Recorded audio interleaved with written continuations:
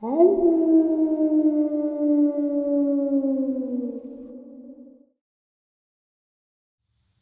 and salutations, everyone. I hope everyone is still doing well, and welcome to today's bonus upload. Before we jump into it, a couple links. As many of you know, I rely on Patreon, PayPal, channel membership, and a merch to help the channel to continue to grow and go. Links to Patreon, PayPal, and channel membership is in the description below. Merch displayed directly under the video.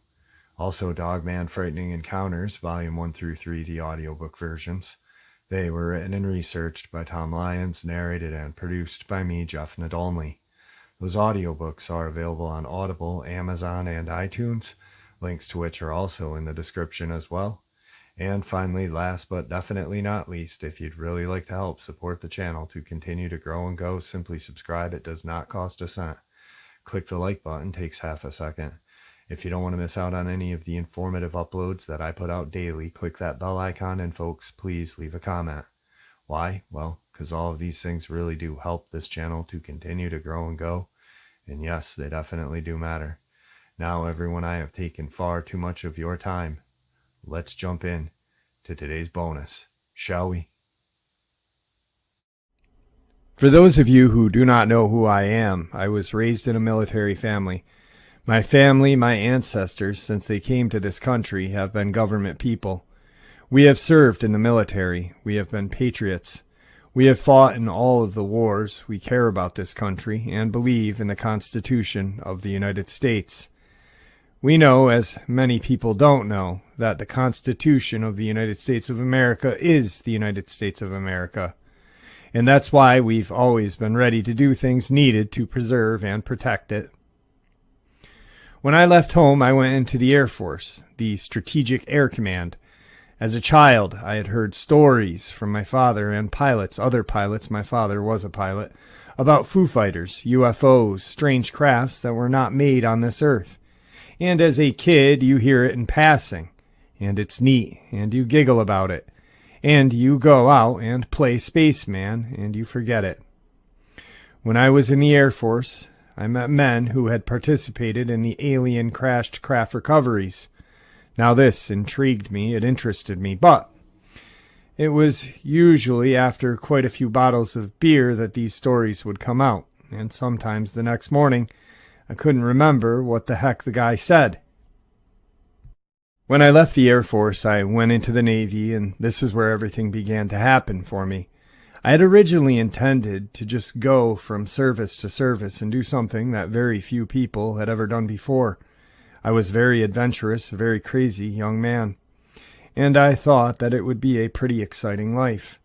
I volunteered for submarines, and while on submarine USS Tyroot, SS-416, in a transit between Portland/Seattle area and Pearl Harbor, which was our home port, the Pearl Harbor sub base.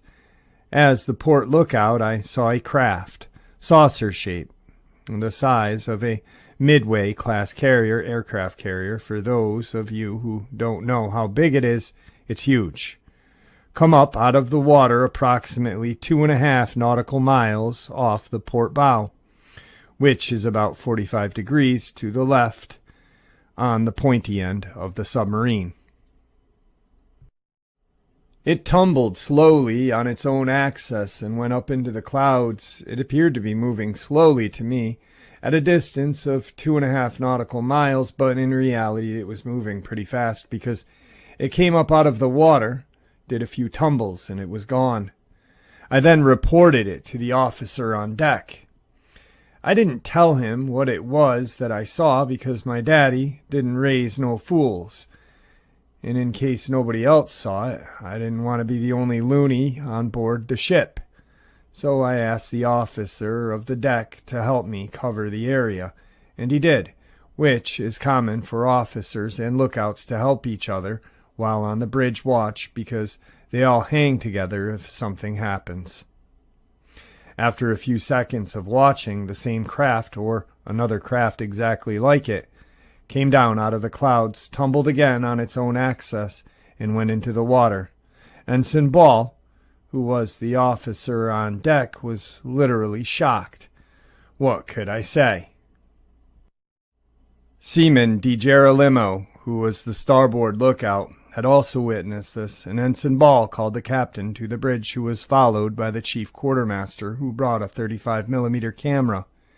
And we watched for between 7 and 10 minutes the same craft, or different craft that looked exactly alike, enter and leave the water. It was an incredible show. I don't know if they knew we were there or even if they cared, but the craft did not glow. They were metal. They were machines without a doubt. They were obviously intelligently guided. They were huge, and having been in the Air Force and the Navy, and knowing what it takes, I knew without a doubt, and know it today, that that machine was not made on the face of this earth, because there's nothing that man can make that can fly through the air at that speed like that, tumble on its own axis, and enter the water and effectively fly beneath the sea.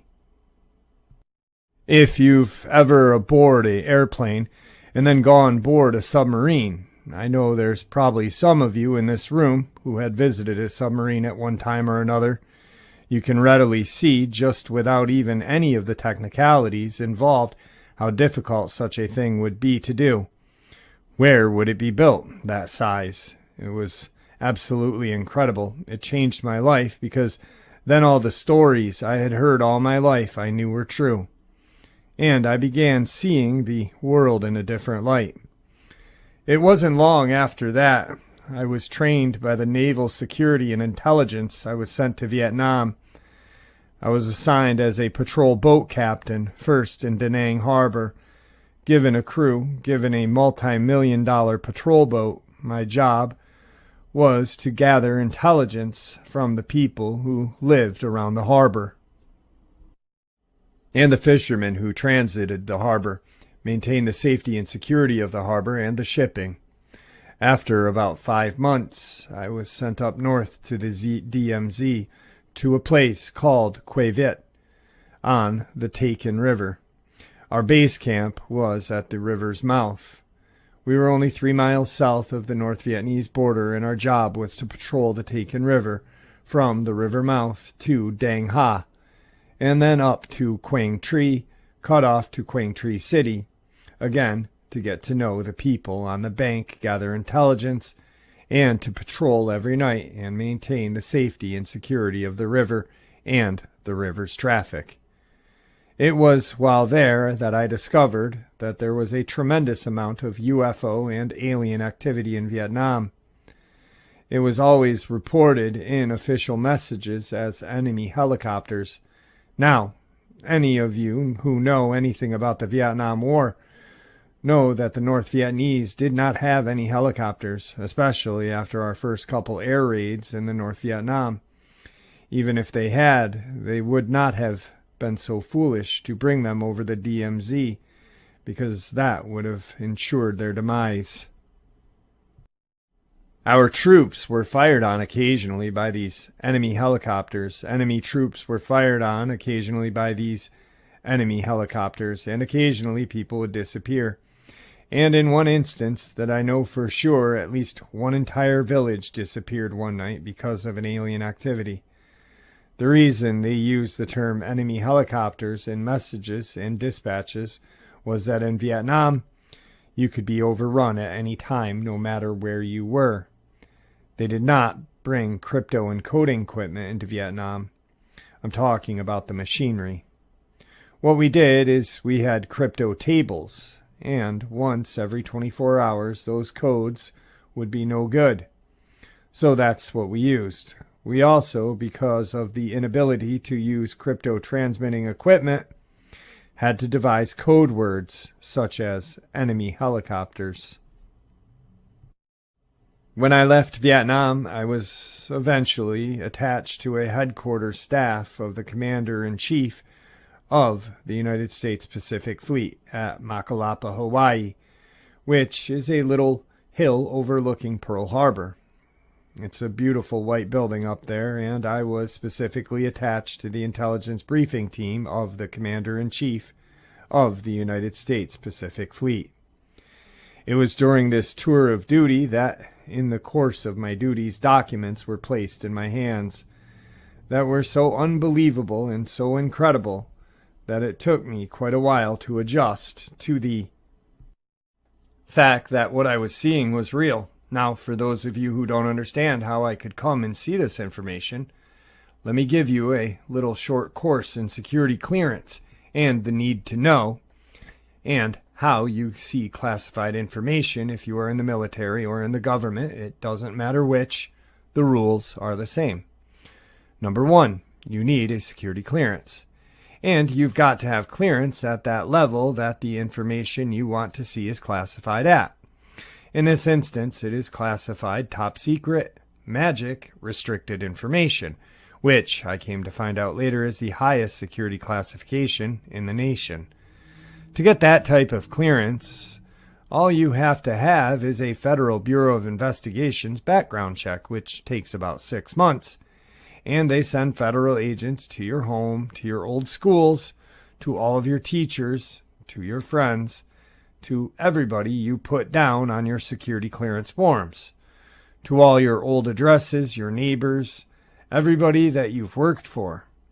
And it's embarrassing because they don't tell them what they're checking on. They just show them their identification and start asking them questions, and that's when you find out who's your friend and who is not. Because a lot of the people get scared and think, Bill just robbed a bank, and I'm not talking to him anymore. Now, once you get that, it's called a BI. And for those of you who have received a copy of my service record, look on the first page, the DD 214, where it says Security Clearance. You will see the term BI. That's a Bureau of Investigation clearance. Now, at that point, you have the clearance for everything, including top secret and above. What determines what you get to see is your need to know, and the job that you have determines what your need to know is. I was assigned to the intelligence briefing team of the Commander-in-Chief of the United States Pacific Fleet, who had to know everything concerning his area of operations, which was 1/2 of the Earth's surface, the Indian Ocean, the Pacific Ocean, and all the land masses in between. Believe it or not, if we go to war, if we ever go to war, it's the United States Navy that strikes the first blow and attempts to keep the enemy at bay while we can get ourselves together, at least historically. Nuclear weapons have kind of done away with that concept, but military commanders like to talk about it anyway. Because of this, and you have no conception of the amount of material and information that an area commander has to know, it's unbelievable. And he has to keep track of this. He has to keep on top of it. He has to know what's happening. He has to make the right decisions because it's almost humanly impossible for anyone to do that. They'll have what's called a briefing team, and it's our job to make sure that he has the correct information all the time on a 24-hour basis. And every morning between 8 and 9 a.m., we would give a briefing which covered everything that happened in the previous 24 hours and everything scheduled to happen in the next 24 hours, and all the pertinent intelligence reports that we had received since the last briefing that he needed to know, and that his staff members needed to know. Occasionally, we would get messages marked top secret, magic, restricted information, and it would be coded in such a way that all you had were answers to questions which you didn't know what the questions were, so you really didn't know what the message was all about. But eventually, I found myself in possession holding 2 documents, one called Project Grudge and another one called Operation Majority. Project Grudge contained the history of alien involvement since around 1936, and it began talking about Germany's involvement with a crashed disk that they had recovered in 1936. And were attempting to duplicate the technology. They were not successful despite what all these Nazi hunters want to tell you. If they had been successful, we would not have won the war, because you cannot beat those weapons, you cannot outfly those crafts, you cannot even think about it with conventional aircraft. If Germany had been successful, we would now have a German flag up in front of this podium. They did make some headway. When we went to Punta Mundi, we captured documents, we got some scientists, we got some hardware.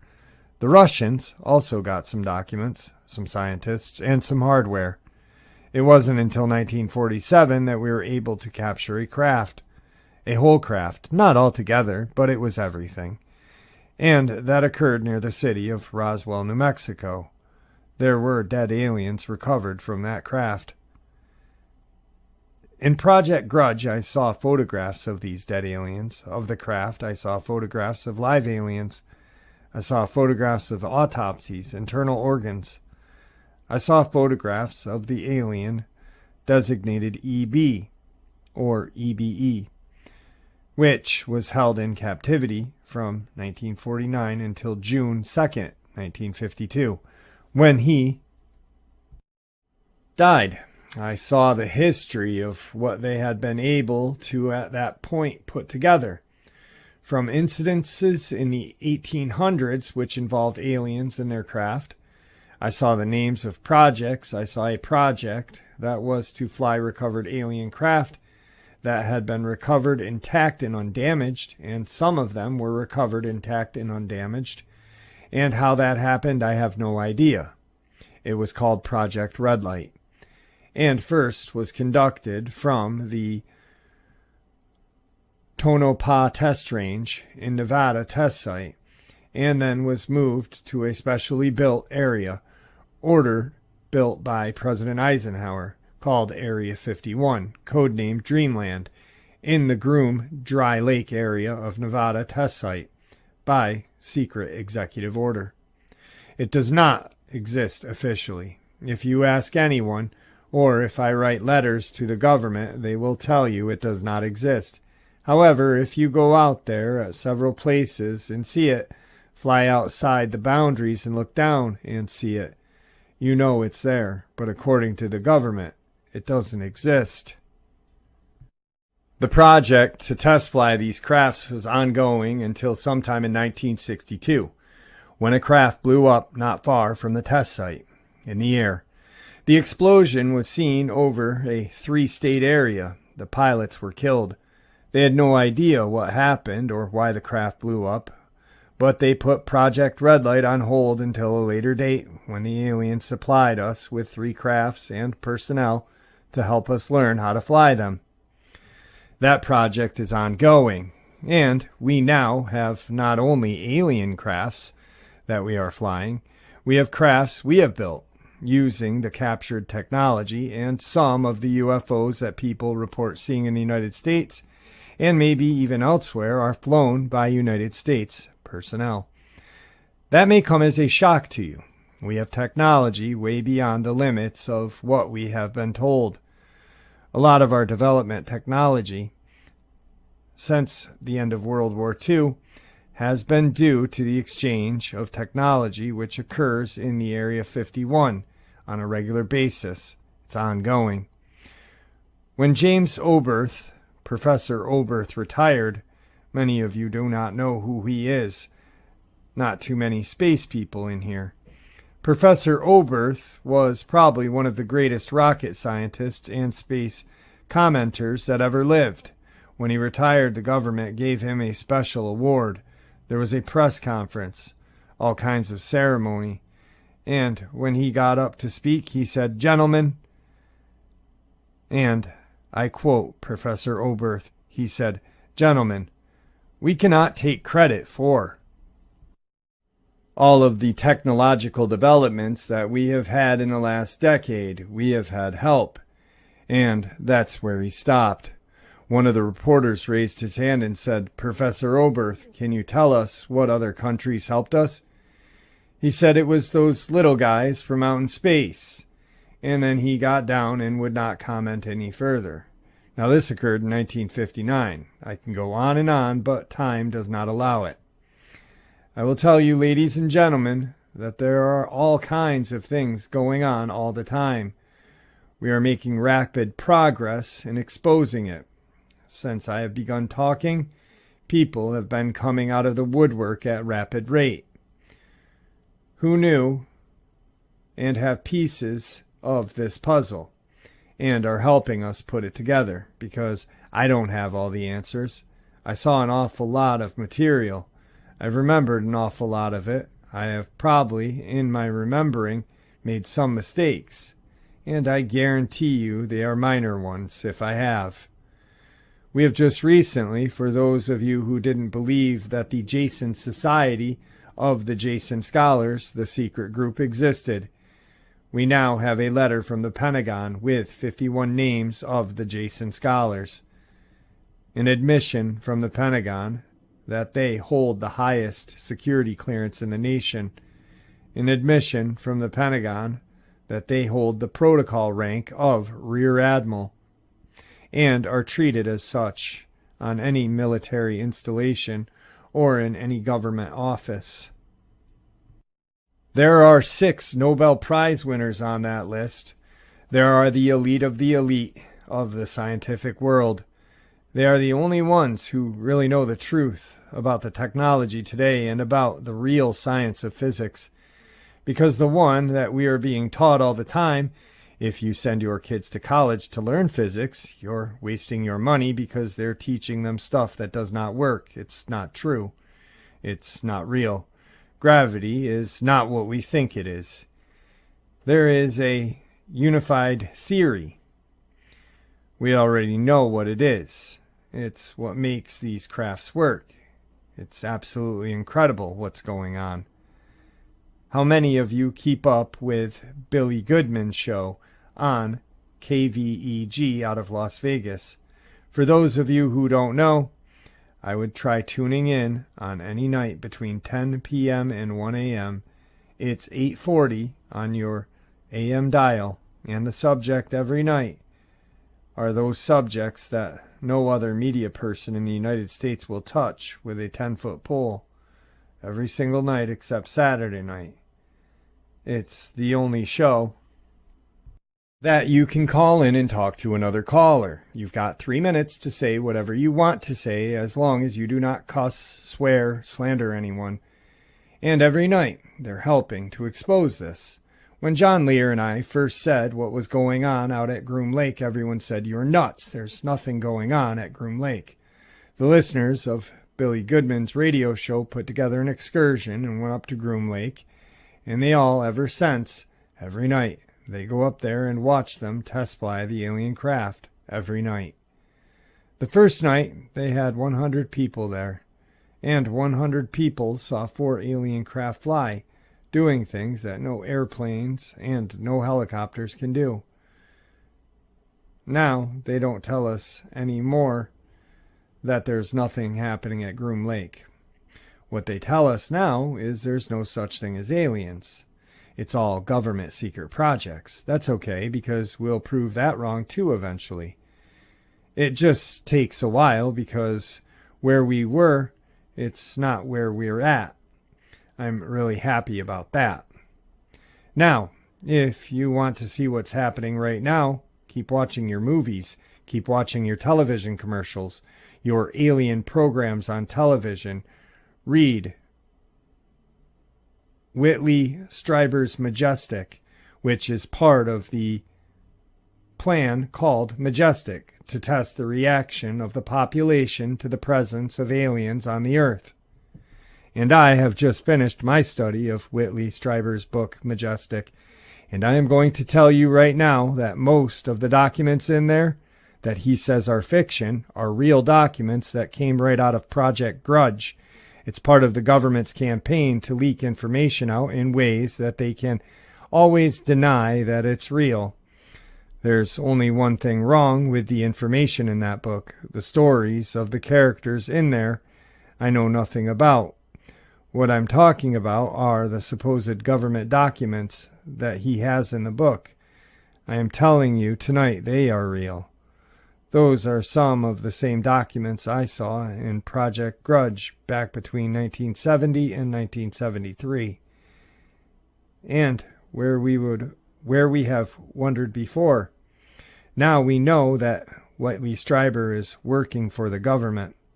And we had a suspicion anyway, because in the front of his book he states that he got the information and was helped by a research team of Moore,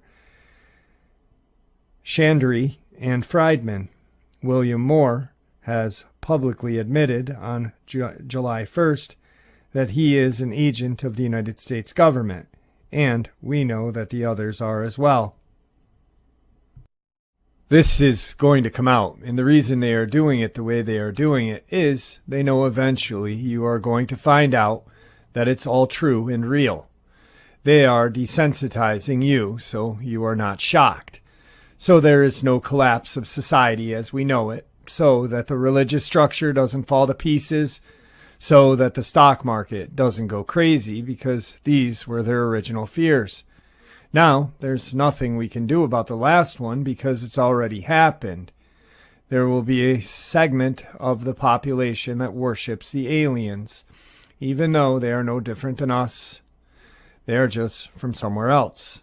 And they may look a little different. They're not gods, but there are already people worshipping the aliens, and they predicted this would happen when they slapped the secret stamp all over this stuff. You know, there's really nothing wrong with what's been happening except for the three things. Cooper forgot to mention the third thing, or was sidetracked, or included it in the second. Number 1. When they decided to keep it a secret, they needed to finance it. They couldn't tell the public, so they couldn't tell Congress. They decided to finance it with the sale, importation, and sale of drugs. Now, in the documents that I read in Operation Majority, it specifically stated that when George Bush was the president and CEO of Zapata Oil, he, in conjunction with the CIA, organized the first large-scale drug importation into this country from South and Central America by fishing boats to the offshore oil platforms of Zapata Oil, and then from there into the beach, thus bypassing all customs inspections and law enforcement inspections of any kind. They are still bringing in drugs to limited extent in this manner. Another manner is by CIA contract aircraft, which one of their bases of landing is Homestead Air Force Base in Florida. We have affidavits from air controllers who have vectored the planes in, who have made sure that they were not interfered with in any way. We have affidavits from personnel at Homestead Air Force Base who say the planes have been met by Jeb Bush, who is George Bush's son. We have affidavits from people who work in the Gulf of Mexico in the offshore oil business that yes, indeed, drugs are coming in, at least some of them, from the offshore oil platforms. So at that point in the lecture, the audience applauds and states, "Just say no." Pardon? Right. Just say no. Well, that's what we're going to do, ladies and gentlemen, with your help. We are going to say no, no more. And you have to do it. You have to act. You either have to act or watch your country go down the tubes.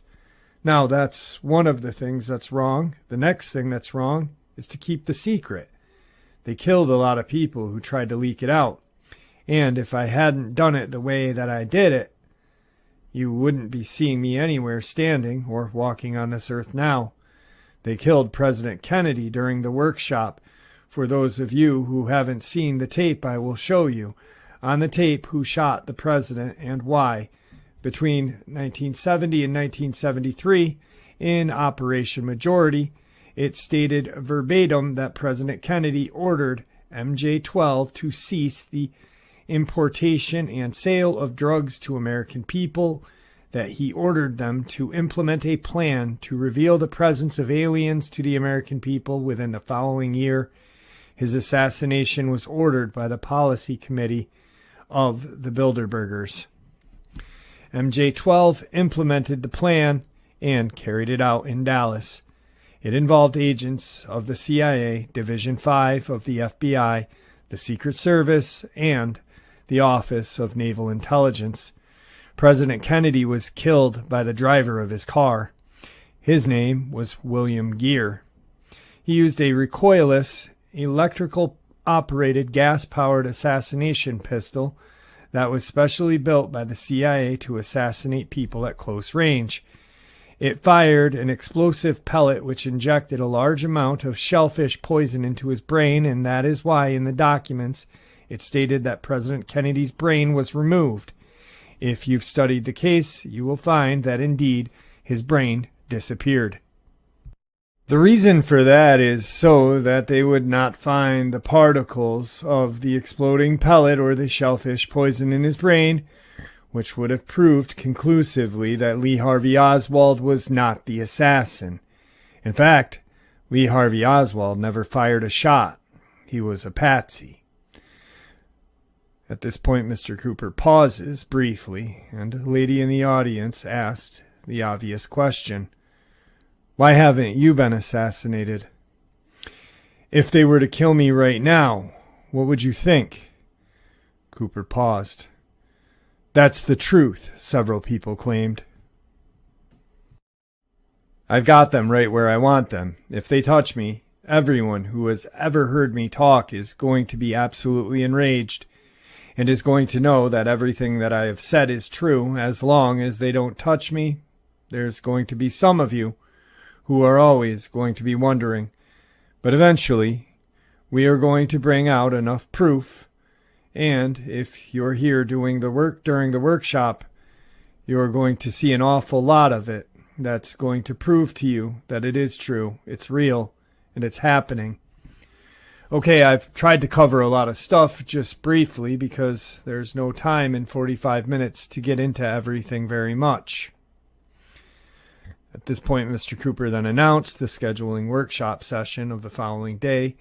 Intangible proofs could be seen, but the transcriber was unable to attend. He then opened the floor for questions and answers.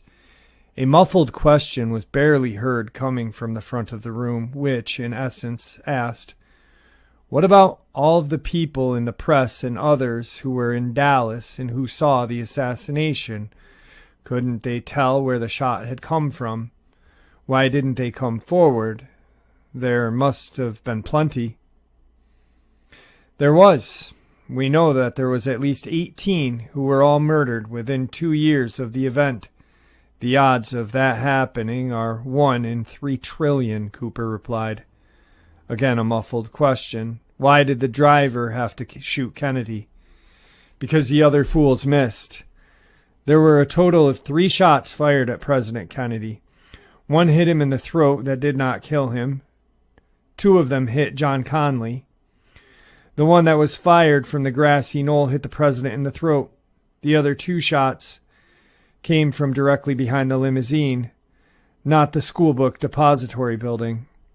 The hit Governor Conley in intelligence community circles is known as a can-do man because he took 2 hits and still kept his mouth shut. How is it that the driver sitting on the front left-hand side of the car was able to blow off the right side of Kennedy's brain when the bullet actually entered it?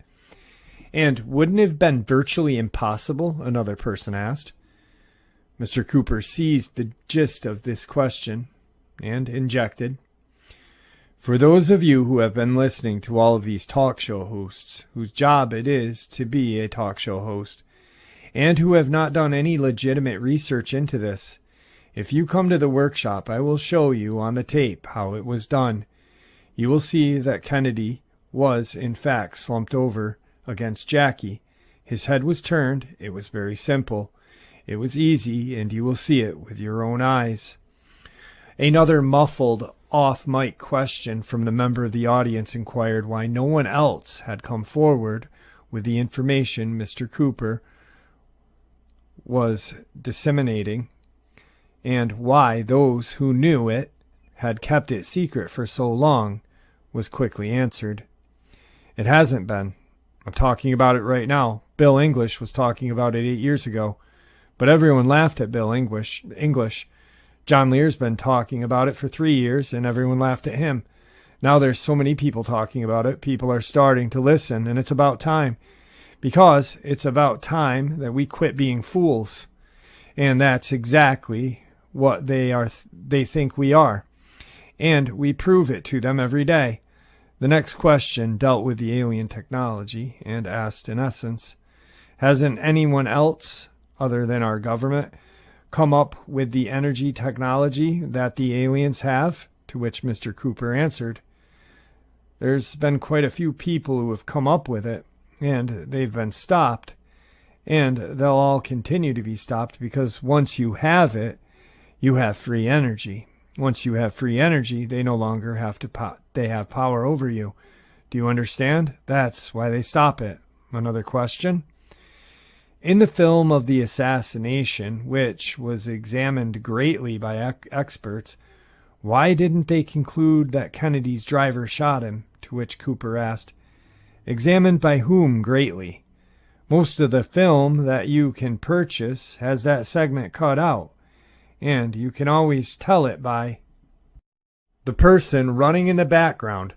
They'll run up to here, all of a sudden, they'll be down here running. You will see in most of the clips that you've ever seen on television or in the movies or that you're able to get your hands on, you'll see William Greer start to turn like this. Then a muffled comment from the audience. Then Cooper answered, that's because they clipped it out. And on a lot of them, I bet you most of you, every time you've seen the clip on television, never looked at the driver anyway. If you're really honest with yourself and with me, you know your eyes were right on Kennedy. A woman asked if any of the alien technology was being used in present-day military equipment and was answered yes. There's a lot of alien technology contained in the stealth bomber. That's right. The stealth fighter is flying for 10 years before you even knew it existed. As the hour drew late, another question, more clearly stated, was asked of Mr. Cooper.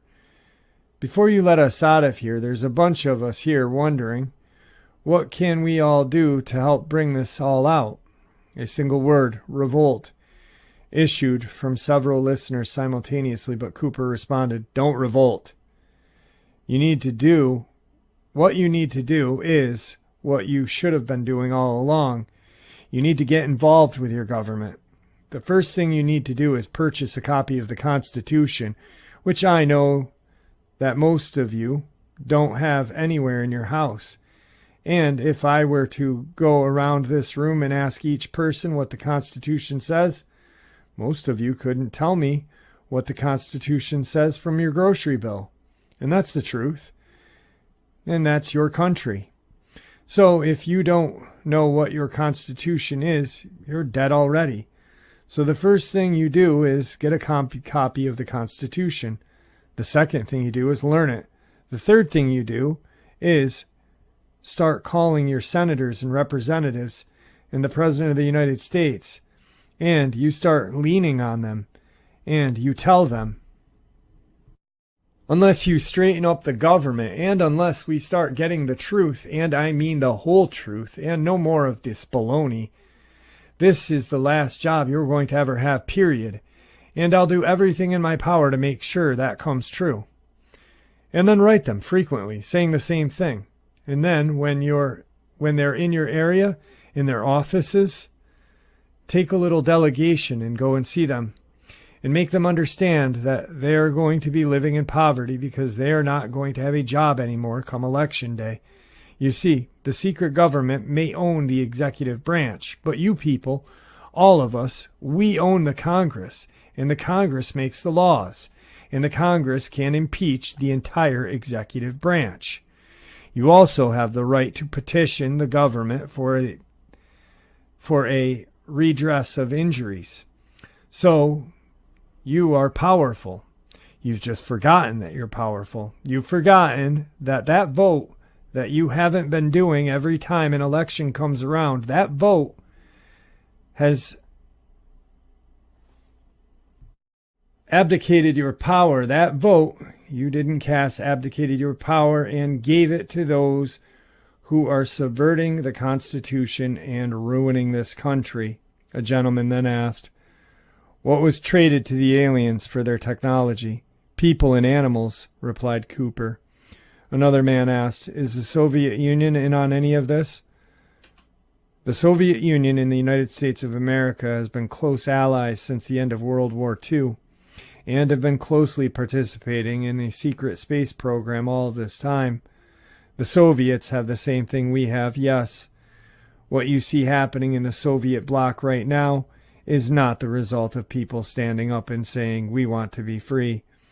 It's the result of international bankers saying, "You tear down these barriers and you'll meet the West halfway. Give your people some freedom. The West is going to take some freedom away from their people so that we can put together a one-world economic system and have all of the power." That's what's happening. If you don't believe it, stick around and watch. A dubious woman then asked, "Why was the shellfish poison necessary? A lot of his brain was blown off anyway." Cooper: "The shellfish poison? If you go to kill someone, one thing I learned it really good. I learned it especially good when I went to Vietnam. Just because you shoot someone doesn't mean they're going to die. And if they don't die, they're going to be mad. And if they've got a gun, you're dead. So you want the first time to be the last time. So if you really want to kill somebody, you don't play around. If you really want to kill somebody, you kill them. You don't play. You make sure that when you shoot them, they are dead. That way they can't hurt you. Can't hurt you at all." Regrettably, the next question was totally unintelligible, but thankfully Mr. Cooper had a good public address system to amplify his reply. The first moon landing was May 22nd, 1962, or excuse me, that was the first landing on Mars. I'm sorry, May 22nd, 1962 was the winged probe that used a hydrazine propeller, flew around approximately 3 orbits and landed on May 22nd, 1962, was a joint United States/Russian endeavor. The first time that we landed on the moon was sometime during probably the mid-50s, because at that time when President Kennedy stated that he wanted a man to set foot on the moon by the end of the decade, we had already had a base there. "What about Mars?" came another quick question. "We have a base on Mars as well," Cooper calmly replied. "When did that happen?" "I don't know the exact date, but I know the project's name. It's called Adam and Eve." "How long have you known about this?" "Well, I revealed it publicly for the first time July 2nd, 1989. And within 3 weeks of time, I revealed it publicly. The government, to get an American people not to listen to me, came out and said that they planned to build a base on the moon and a colony on Mars. Now, 3 days before my speech, representatives from NASA said, "We can never have a colony on Mars. It's impossible that there's a colony on Mars because Mars is a dead planet." It's not a dead planet. They've lied to you about Mars. My name is Dave, unintelligible. I'm a representative of the Christic Institute, and I would like to know why it was that when we sent a representative down to your home at your request, you failed to produce any documentation to substantiate your allegations. In the first place, it wasn't at my request. I never contacted the Christic Institution in my life. I was on the Carol Hemingway show. She contacted the Institute. She told Daniel Sheehan that I had just said something about Bush and drugs on her show. He called me and told me he wanted to send an investigator. In fact, he told me to even help the investigator because he was new at his job. His name was Wayne Nelson. He was a very good gentleman. He stayed at my house for 2 days, slept overnight on my couch. I gave him everything I had. I never told Daniel Sheehan that I had any documents. I never told Wayne Nelson that I had any documents. In fact, what I told Wayne Nelson, and I quote, "Wayne, if I did have the documents, I couldn't admit it. And I don't know you from Adam. And I don't know Daniel Sheehan from Adam. And what makes you think I would give them to you?" Who am I going to give them to, and how quick they are going to disappear? That was my thought. Wayne Nelson also came to my house with a stack of documents this thick, already substantiating the presence of aliens and extraterrestrial crafts on this planet. And they are keeping it a secret because they are afraid somebody will laugh at them and they'll lose their credibility. We need some patriots in this country, not people trying to make a name for themselves, trying to expose some drug runners, because those are just bagmen. The real crook is in the White House, and you can tell that to Daniel Sheehan. Why didn't Jackie Kennedy report the source of the lethal shot? Asked another audience member. Who's she going to tell? The Secret Service just killed her husband. They're assigned to protect the president. Also, who had her children? The same Secret Service had all her children at that time. Wasn't the craft at Roswell, New Mexico destroyed and all the aliens killed? Another young man asked. All the aliens were dead, but the craft was not completely destroyed. It was severely damaged, yes. On an unrelated note, an older gentleman asked, does that mean that Alternative 3 is true?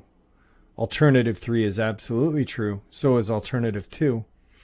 Then a man in his late 20s or early 30s raised his hand, said something unintelligible, and was apparently recognized by Mr. Cooper, who asked him to take to the podium and address the audience. This is that man. What I said was that I thanked him, Cooper, very much for coming forward and saying something. A lot of my friends out here know that I was involved in the United States Special Forces UFO tracking and research from the years of 71 to 75. My name is Richard Murray. I was based out of the 71st TAC Control Flight, MacDill Air Force Base, Tampa, Florida. We were Mobile Radar Command. That was combat and war ready. We could be loaded on aircraft within an hour, and many times were taken into areas to set up radar. A lot of times we were set up around England's Air Force Base because that's where they have the altered temperature weather control, where they can test various aircraft for their shrinkage and their dimension change during altered temps. So, I was told to shut up twice in 1982, and then they finally threatened my parents' life, so I stayed quiet. And that's when Wendell Stevens was taken off the streets, just like that. And I hid for quite a while and decided to come back out when I heard that you, Mr. Cooper, of such a high rank as you are, and I felt just in saying that your credentials are true, and that what you have to say, everything that you've said here today, I've heard before behind closed doors. And you've really tied the link for me to the Kennedy killing. There's a few more links that have to go on with the Colombian cartel and the money laundering. I think there's more than one cartel involved, and they are shutting one of them down so one can maintain power. It just seems to be the way it works. A muffled question came from someone in the audience regarding the person named Colonel Stevens. Stevens, Colonel, is out of jail now, replied Murray, who was quickly asked another question. I couldn't hear, to which he answered, I sure hope to hell so. He's a wonderful man. I give him my utmost respect. It was one of the saddest days in my life to see what happened to him. But I don't care what you say about Wendell Stevens. In my heart, you can't discredit that man to me. I don't care who the hell you are. I won't listen to it. He's not that kind of man. I don't care what you say. I know him personally. The lecture was essentially over. The Alternative 2 and Alternative 3 that were referred to briefly are, just guessing now, 2 government contingency plans. 1, declare martial law, and invalidate the Constitution on the premise that a terrorist group had entered the country with a nuclear weapon with plans to detonate it in a major city. All dissidents would be rounded up and placed in concentration camps, and the press and media would be nationalized. All of this if the information becomes public before they want it to, or if the aliens attempt to take over, and 2, another contingency plan to contain or delay the release of this information, the details of which I am probably wrong about anyway. Mr. Cooper was a man who appeared to be in his late 40s, of medium height and weight, and was dressed casually during the lecture. His hairline was receding slightly. He carried himself with confidence and purpose. Bill Cooper, as he was called by several of the in attendance, is not a professional speaker. His presentation lacked the polish of repeated deliveries, which all of the lectures had during the expo, but what it lacked in fine-tuning was easily made up in its content. At 1 p.m. Mountain Time, November 6th, we received a call from Officer Frank Valenzuela from Arizona Department of Public Safety. His call came to us as a result of our calling the sheriff's office to confirm that the incident had happened. He informed us that this level of entrapment for Mr. Cooper started at 11:40 p.m. Mountain Time, November 5th, 2001, by luring Bill Cooper away from his home, which sat atop of a hillside in the community of Edgar, Arizona. His physical address was 96 North Clearview Circle, Edgar, Arizona. The departments of Edgar and Apache law enforcement were working together. They claimed they had gone out to serve 3 felony warrants pertaining to someone having had a semi-automatic pistol drawn on them by Bill Cooper. At this time, we do not have that info as to whom that was who filed the complaint. Officers deliberately caused a ruckus to get the man away from his home to create this entrapment. He went down the hill away from his home to the automobile to see what the ruckus was. It was 2 law enforcement officers in plain clothes. He spoke to them and got back into his car to go back to his house, when out of hiding came a patrol car that blocked his return home. He put his hands on the car window, as we assume that is what he was ordered to do. When they approached his car, he pulled out to get around the other car. He got out of his car and tried to run home. Shots were fired. He returned fire, hitting one officer in the head twice, who is in surgery at St. Joe's Hospital. The other officer continued to fire until Cooper was dead. Please keep in mind this report was given to us by Sheriff's Office, and here are the numbers: 928-333-5580 or 1-800-352-1850. So, in the end, this man who loved his country, his family for generations loved this country, he fought for our country and spoke out against atrocities done by our government to our country and the countrymen that live in it. This is what they did to him. He had to go into hiding because he became a personal target of Bill Clinton and the Internal Revenue Service. In July of 1998, he was charged with tax evasion. An arrest warrant was issued. In 2000, he was named a major fugitive by the United States Marshal Service for tax evasion. And then, well, what you just heard happened. And it's reported that he laid there on the ground dying somewhere between 4 to 8 hours before any kind of paramedics were called.